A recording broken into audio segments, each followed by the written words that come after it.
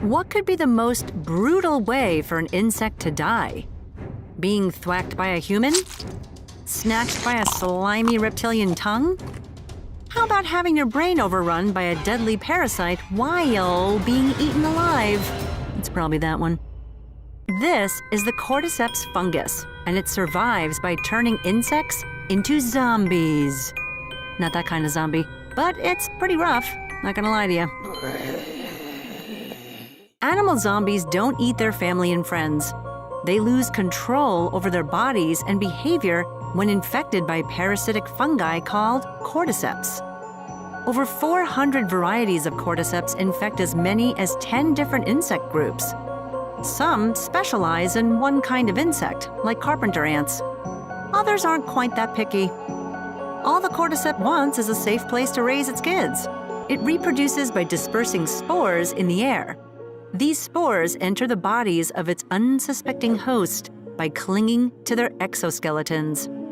Over the next 4 to 5 days, the fungus spores grow by feeding on its host's organs. But the insect's behavior shows no sign of pain.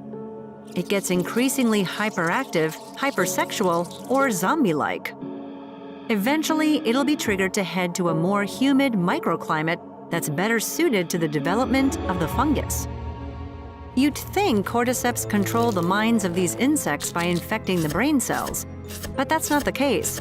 Instead, the spores hack the nervous system using bioactive compounds. This allows it to release dopamine to reward specific behaviors.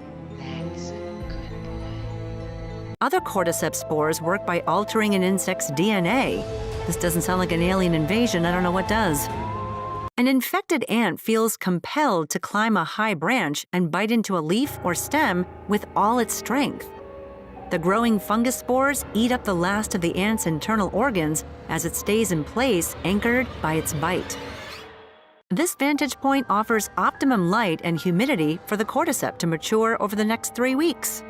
The ant eventually dies, and the fungus blooms out of its head. Guess I know what I'm going to be for next Halloween. Cordyceps fungus. It's now ready to disperse more spores that latch onto other ants passing by. The cordyceps fungus can easily wipe out entire ant colonies. But many ants can be seen licking the spores off themselves. They know what the fungus is capable of. They also drive infected members of the colony away to protect the majority. Body snatching is not all that uncommon in the animal kingdom. Another parasitic fungus, Massapora, likes to infect periodical cicadas. These cicadas spend the first 13 to 17 years of their lives underground. In their final weeks, they surface to find a mate.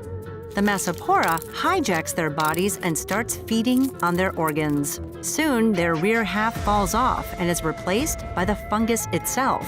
It pumps cicada full of hallucinogenics, like amphetamine and psilocybin.